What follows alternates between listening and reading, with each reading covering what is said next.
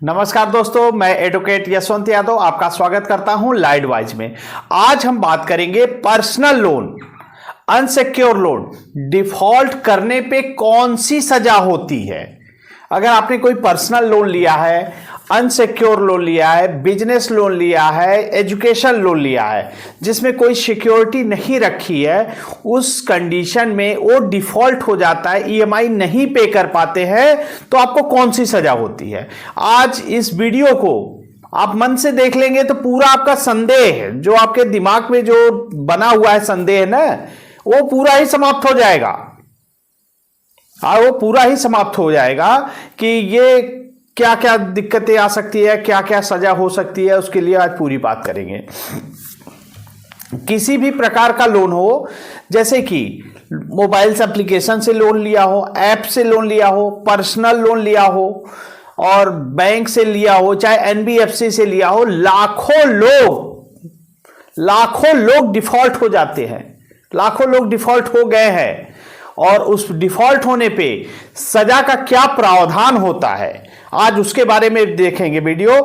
और आप लोग वीडियो चल रही है साथ के साथ लाइक कर दीजिए, आपको लाइक करना है, इसको वीडियो को लाइक कर दीजिए।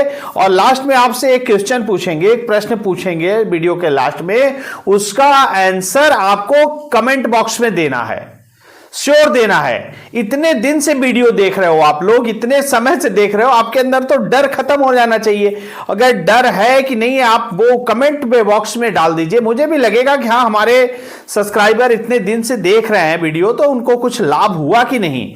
आपको कुछ 1% भी लाभ होगा तो पूरी वीडियो देखिए और लास्ट में हमारे द्वारा पूछे गए प्रश्न का आंसर आपको कमेंट बॉक्स में देना है। आते हैं टॉपिक पे। पहली बात, लोन कितने प्रकार के हैं आपको मालूम है। केवल 2 प्रकार के लोन होते हैं, केवल 2, एक सिक्योर एक अनसिक्योर। तीसरा कोई लोन नहीं होता, तीसरा कोई लोन होता ही नहीं है। आप कहेंगे नहीं लोन तो बहुत होते हैं, हां लोन के प्रकार बहुत होते हैं उसमें भी, जैसे personal loan, business loan, car का loan, education loan, gold loan, property के अगेंस्ट में लोन, होम लोन, बहुत सारे लोन हो जाते हैं। लोन के तो कई प्रकार हो गए, लेकिन होते हैं 2 ही। कितने भी प्रकार हैं सबको डिफाइन किया जाएगा तो निकल जाएंगे, या फिर सिक्योर या फिर अनसिक्योर, या फिर सिक्योर या फिर अनसिक्योर। तो सिक्योर लोन जिसमें सिक्योरिटी जमा हो, जिसमें प्रॉपर्टी मॉर्गेज हो, जिसमें गोल्ड आप कोई कीमती चीज वस्तु उनके पास रखे हो, सिक्योर। अनसिक्योर लोन जिसमें कोई सिक्योरिटी नहीं हो, कोई प्रॉपर्टी मॉर्गेज नहीं हो, कोई कीमती वस्तु नहीं दी हो, केवल आपके सिबिल को देख करके, केवल आपके सिबिल को देख करके और आपके आधार कार्ड पैन कार्ड पे दिए गए लोन को अनसिक्योर लोन कहते हैं। जिसको आपको सिबिल देखा जाता है उसमें सिक्योरिटी नहीं जमा होती, उसको अनसिक्योर। अब होता है अनसिक्योर लोन के डिफॉल्ट हो जाने पे। अनसिक्योर में personal loan, business loan, credit card का लोन और एजुकेशन लोन, इतने ही लोन आते हैं। और इस लोन में डिफॉल्ट हो जाते हैं कई लोग, लाखों लोग डिफॉल्ट हो रहे हैं, लाखों लोग डिफॉल्ट हो जाते हैं।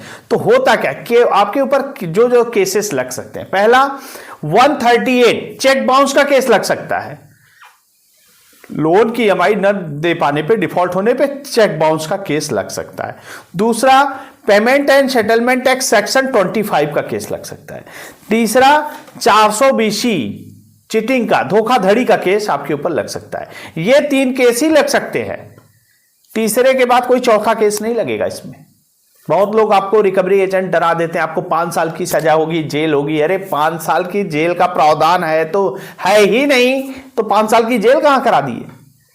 लोन की ईएमआई या अनसिक्योर्ड लोन में डिफॉल्ट होने पे 5 साल की तो सजा ही नहीं है, तो कैसे आपको सजा करा देते हैं, आपको जेल हो जाएगी, ये हो जाएगी, बहुत सारी बातें हैं। तो आज हम इस तीनों पे बात करते हैं। यदि 420 का केस कब लगेगा, यदि आपने कोई भी फर्जी लोन लेते समय आप कोई फर्जी डॉक्यूमेंट का यूज किए हैं, जैसे आधार कार्ड बदल दिया है, आधार कार्ड पे कोई एडिट कर दिया है, पैन कार्ड किसी और का लगाया एडिट किया है, या फिर कोई सैलरी स्लिप अपने इनकम को बढ़ाने के लिए सैलरी स्लिप को एडिट करके ज्यादा लगा दिया है, या कोई फर्जी डॉक्यूमेंट के द्वारा अगर लोन लिया गया है तो उसमें 420 का केस लगता है। 420 का केस रखता है, उसमें 2 साल की सजा होती है और जुर्माना होता है। तो 2 साल की सजा का मतलब आपको मैक्सिमम 2 साल की सजा तो आपको नहीं हो रही है, उस बेल हो जाती है, सेम डे बेल हो जाती है।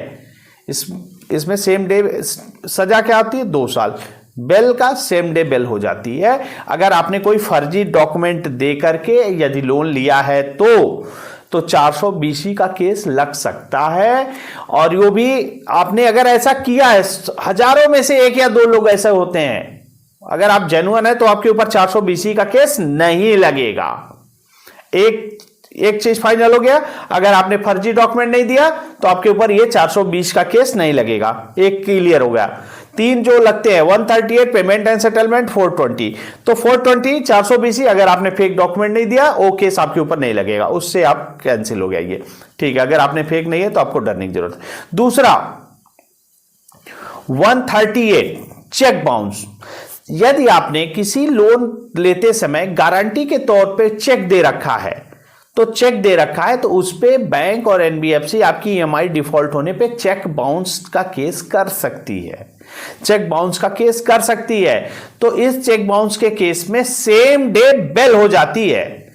अगर आपके ऊपर 138 payment 138 cheque NI act cheque bounce का केस होता है तो इसमें सेम डे बेल हो जाती है। इसमें भी मैक्सिमम 2 साल की सजा होती है और जुर्माना होता है। ये होता है मैक्सिमम सजा होती है, सजा सबको मिलती नहीं है, वो सिविल का डिफॉल्ट होता है, वो तो सेटलमेंट हो जाता है। तो 138 के केस में भी सेम डे बेल हो जाती है आपको।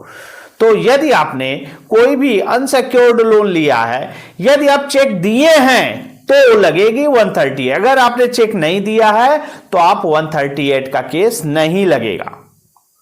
अब बचा एक case, payment and settlement act section 25। यदि आपने ऑटो डेबिट, जैसे आपने कोई लोन लिया है उसको ऑटो डेबिट पे लगा देते हैं कि इस अमाउंट को मेरे अकाउंट से ऑटोमेटिक डिडक्ट हो जाए, ऑटो डेबिट आते हैं, तो ऑटो डेबिट लगा है तो उसमें payment and settlement act section 25 का केस लगेगा। अगर आप लोन की ईएमआई नहीं दे पा रहे हैं, एक ईएमआई टूट गई है, तो आप बैंक को इन्फॉर्म, कम से कम बैंक को तो आपको इन्फॉर्म कर दीजिए। कंपनी है एनबीएफसी, आप उनको बता दीजिए कि मैं आगे कंटिन्यू नहीं कर पा रहा हूं। कब आपने ऑटो डेबिट लगा रखा है, आपके अकाउंट से हिट हो रहा है, पेमेंट एंड सेटलमेंट का केस बन सकता है, तो उस केस में आप उनको इन्फॉर्म कर दीजिए, मेल कर दीजिए। नहीं तो मैं आपको आपके प्रॉब्लम को बताइए, मैं उसका फॉर्मेट बना करके आपको दे दूंगा ताकि आप अपने बैंक को इन्फॉर्म कर सकें कि आपकी ऑटो डेबिट नहीं हो पा रही है, ये प्रॉब्लम है, ये कंडीशन है, ताकि आपको फ्यूचर में कोई केस होता है तो आपको आसानी हो, कोई दिक्कत परेशानी ना हो। इस word payment and settlement act section 25 में भी सेम डे बेल होती है, सेम डे बेल हो जाती है। इसमें भी 2 साल का सजा का ये सेम चेक बाउंस जैसा ही होता है। लेकिन अगर आप नहीं दे पा रहे हैं तो बैंक को, एनबीएफसी को मेल के माध्यम से या स्पीड पोस्ट के माध्यम से आप इनको इन्फॉर्म करना है, और उनको इन्फॉर्म करना है आपकी दिक्कत समस्या आ रही है, आप नहीं एप्लीकेशन लिख पा रहे हैं, नहीं उनको नोटिस लिख पा रहे हैं, तो मैं आपको हेल्प कर दूंगा। मेरा व्हाट्सएप नंबर, हमारा ये मोबाइल नंबर है, आप हमसे संपर्क करके मैं आपको बता दूंगा कैसे लिखना है, क्या करना है, बैंक को कैसे इन्फॉर्म करना है। और बताया जाता है, ये जान लीजिए, लोन की ईएमआई डिफॉल्ट होने में पुलिस कभी भी आपके घर पे नहीं आ सकती, कि पुलिस आएगी, घर पे आएगी और आपके नाम पे एफआईआर होगा और आपसे लोन की रिकवरी करेगी। तो लोन की ईएमआई डिफॉल्ट होने पे कोई एफआईआर थाने में, चौकी में नहीं होती है। आप कहीं नोट कर लीजिए ये बात को, कोई भी एफआईआर नहीं होती है। कोई भी पुलिस आपको फोन से नहीं धमकी दे सकता है, कोई भी पुलिस आपको घर पे आकर के लोन की रिकवरी नहीं कर सकता है। अगर कोई ऐसा कहता है कि आपके घर पे पुलिस आएगी, आपके घर पे रिकवरी किया जाएगा, तो अगर ऐसा पुलिस की धमकी देते हैं तो टोटल फर्जी है, ऐसा नहीं होता है, ये टोटल फर्जी होता है। और लोन की ईएमआई का डिफॉल्ट होना कोई अपराध नहीं है, कोई क्राइम नहीं है, किसी क्राइम की श्रेणी में नहीं है कि आपके ऊपर एफआईआर होगी, नहीं होती कोई एफआईआर, कोई एफआईआर नहीं होती। कोई कहे आपको 4 साल 5 साल की सजा होगी, ऐसा हो जाएगा, आपको बेल नहीं हो पाएगी, तो ऐसा कुछ नहीं है। सेम डे बेल का प्रावधान है, बेल हो जाएगी। और ज्यादातर 1000 लोगों में से 1 या 2 लोगों के व्यक्तियों के ऊपर ये सब केसेस लगते हैं, नहीं तो ये सब केस तो सेटलमेंट हो जाते हैं। लोन न देने पे, कोई बहुत लोग बोलते हैं लोन न देने पे 5 साल की सजा, 7 साल की सजा हो जाएगी। सब लोग झूठ बोलते हैं, सब लोग ये झूठ बोलते हैं कि आप लोन की EMI दे रहे हैं तो आपको इतने साल की सजा हो जाएगी। अब आपको एक चीज बताना है, हमारा यही छोटा सा प्रश्न रहेगा, चेक बाउंस के केस में, payment and settlement act section 25 के केस में क्या सेम डे बेल होती है या बेल नहीं होती है? बस आपको कमेंट बॉक्स में ये लिख दीजिए। लिखेंगे तो आपकी नॉलेज बढ़ेगी और मुझे भी अच्छा लगेगा कि हाँ आप लोग को भी नॉलेज है। आपका यही प्रश्न है, यदि बेल होगी, सेम डे बेल होगी तो लिखिए सेम डे बेल। अगर आप नहीं जान रहे हैं या फिर लग रहा है कि नहीं अब जेल हो जाएगी तो आप लिख दीजिए कि नहीं सेम डे बेल नहीं हो सकती। मैं अपनी बातों को यहीं समाप्त करता हूं। जय हिंद, जय भारत, नमस्कार।